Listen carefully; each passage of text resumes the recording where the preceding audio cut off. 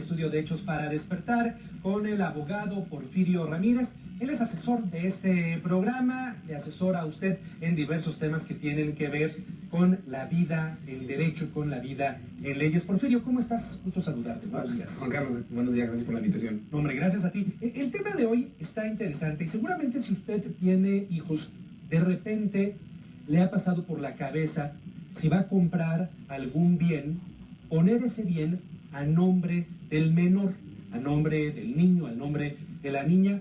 Y la primera pregunta que yo te haría, Porfirio, ¿es conveniente? Es decir, ¿resulta conveniente poner, no sé, una casa, un terreno, un departamento, un automóvil a nombre de un menor de edad? Sí, mira, sí resulta conveniente por dos aspectos. El primero, porque la ley siempre tutela o vigila o está por encima del interés del menor ante cualquier otro interés. Y en segunda instancia, buscando que cuando se compre ese bien nos podamos reservar el usufructo vitalicio. Es un punto acá bien trascendente. Es decir, que el bien quede en propiedad del menor, pero el uso, el disfrute a favor del papás. Y el menor no podrá disponer de ese bien hasta en tanto cuanto lleguen a faltar los papás. Entonces ahí tú amarras, por decirlo así, el hecho de que también no se pueda abusar por terceras personas del menor. Con ese usufructo, tú como tutor y como usufructuario no se puede disponer tan fácil del bien. Acá lo importante es también, bueno, si yo, como tú acertadamente lo decías en la introducción, pongo un bien a nombre de mis hijos, o más allá del ejemplo, yo creo para aterrizarlo mejor, cuando los papás mueren y dejan bienes y queda a nombre de los niños, el abuelo, los abuelos, los tíos quedan como tutores o ejercen la patria potestad de esos menores. Acá la hipótesis es que ¿qué va a pasar si por algún motivo ya no se tiene para mantener a esos menores? Es decir, que tienen problemas de alimentos, de colegiatura o de alguna enfermedad, o inclusive existe alguna oportunidad para incrementar ese patrimonio. Acá la ley lo que prevé es la autorización de venta de bien propiedad de un menor. A ver si voy entendiendo. Es decir, en principio a lo mejor sí resultaría conveniente poner a nombre de un menor un bien, pensando en que la ley va a proteger a ese menor y por ende va a proteger que ese bien es propiedad del menor, aunque pueda hacer uso de él los papás. Pero si en su momento los papás o quien ejerce la patria potestad de ese menor llegara para beneficio del menor, llegara a tener que disponer de ese bien, sí lo podría hacer. Exactamente es donde se aterriza el tema. Efectivamente sí se puede hacer, porque bueno, se tiene la falsa percepción, bueno, es del menor, ¿qué hago, no? Vamos a pensar el papá, el abuelo, la tía, el que ejerce la patria potestad, efectivamente, como tú dices. El que ejerce la patria potestad tiene dos derechos y obligaciones, que es representar al menor y administrar sus bienes. Es más, no solamente venderlo, puedes venderlo, comprometerlo, arrendarlo, inclusive, siempre en beneficio del menor, en dos hipótesis. La primera, como lo acabo de decir, cuando exista una situación importante de extrema necesidad para los alimentos. Una enfermedad, hablaba de colegiaturas, propiamente los alimentos, y la otra para incrementar el patrimonio del menor. Esas son las dos hipótesis que la ley contempla. Y acá es un trámite especial, porque también no es llegar y lo quiero vender nada más. Se tramita ante un juez. Un juez es el que verifica que efectivamente se cumpla el fin para el cual se va a vender. E inclusive en lo que se cumple ese fin, ese dinero, vamos a hablar de una venta de un bien, se tiene que depositar en una institución de crédito para que ese dinero genere también intereses. El juez va a vigilar eso y hasta que ya que se cumpla el fin, vamos a pensar que son alimentos, el juez tendrá que ir vigilando junto con el Ministerio Público adscrito al juzgado que se vaya cumpliendo y que el papá, el tutor, en este caso, el que tiene la patria potestad, el que la ejerce, rinda esas cuentas. Pero ese dinero tiene que ir generando, es decir, inclusive puede ser para la compra de un bien mayor, de mayor valor, que esté en oferta. Vamos a pensar que el bien que venden cuesta $1 millón y existe $1,5 millones que está a 900,000 pesos, ¿no? Entonces lo compran y ese remanente también tiene que ir a una institución de crédito para que vaya generando.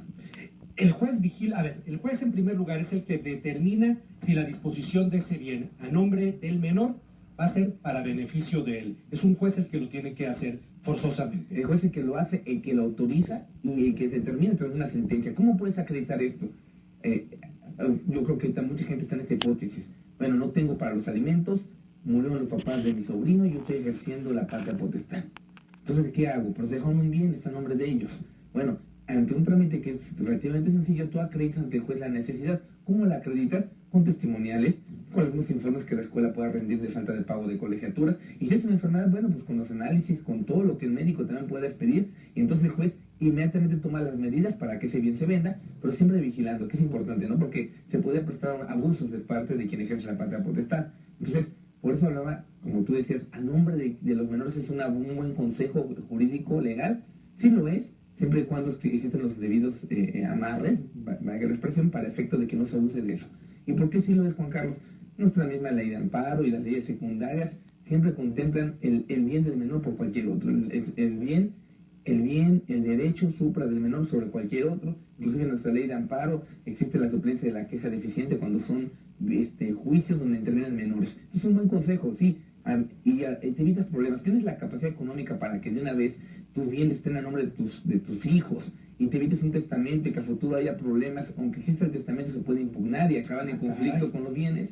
Bueno, pues desde ahorita obviamente es un costo mayor por el costo de escrituras, de derechos, de impuestos, pero que queda a nombre de tus hijos y tú te restas el usufruto. Ese usufruto es decir, no pueden tus hijos disponer de ese bien hasta que tú llegues a faltar. Oye, dicho de otra manera, no te pueden sacar de la casa a tus hijos. Digo, me voy a ese extremo porque hay casos en los que hoy desgraciadamente llega a suceder, ¿no? Claro, no te pueden sacar. ¿Y sabes por qué? Porque van a crecer, se van a casar, claro, siguen teniendo el usufruto, claro, no sabes con quién se van a casar, y luego el abuso viene de parte del nuero, claro, de la nuera o del yerno, y entonces efectivamente acaban sacando a los padres. Esa recomendación es muy válida. Con el usufruto vitalicio tienen ellos ese resguardo en el cual no pueden disponer los hijos hasta que falten los padres. Pero me queda muy claro, es decir, ¿por qué pensar en poner un bien a nombre de los hijos?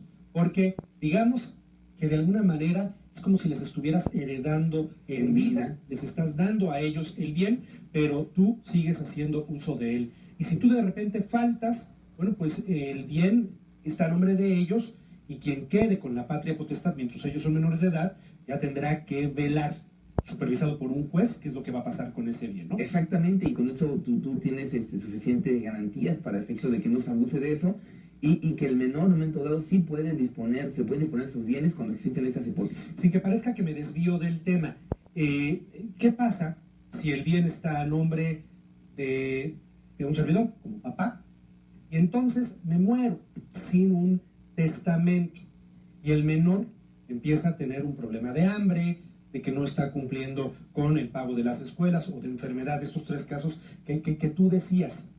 Tengo que esperar, bueno, tendría que esperar hasta que se desarrolle ese juicio de sucesión testamentaria, en fin, o... No, tu pregunta es muy loable y muy lógica. No, fíjate que en esos juicios sucesores intestamentarios, que sería el caso que no haces, o aunque lo dejaras testamento, tiene que estar por encima de los alimentos de cualquier otra disposición. O sea, aunque haya testamento o no lo haya, siempre el juez tomará las medidas para que autorice también la venta en un momento dado, el remate de un bien, a efecto de que se dé cumplimiento a la obligación primaria que son los alimentos. Entonces, tu pregunta es muy, muy, muy razonada, pero sí, e inclusive insisto, ¿no? Que en el testamento el juez dice, hay alimentos de por medio, entonces primero cumplimos ellos y después ya veremos cómo se reparten los bienes.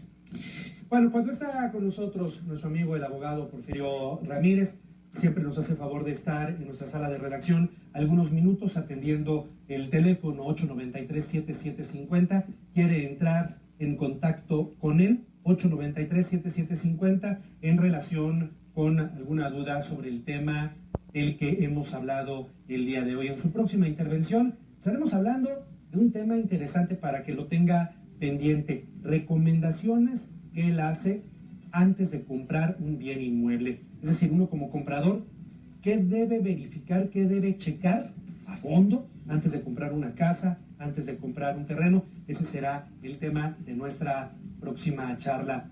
A Porfirio Ramírez, en el gremio le dicen el Midas del derecho, por algo será. Porfirio, gracias por saludarte. Muchas gracias. Qué amable, gracias. Gracias. 7:49. Volvemos.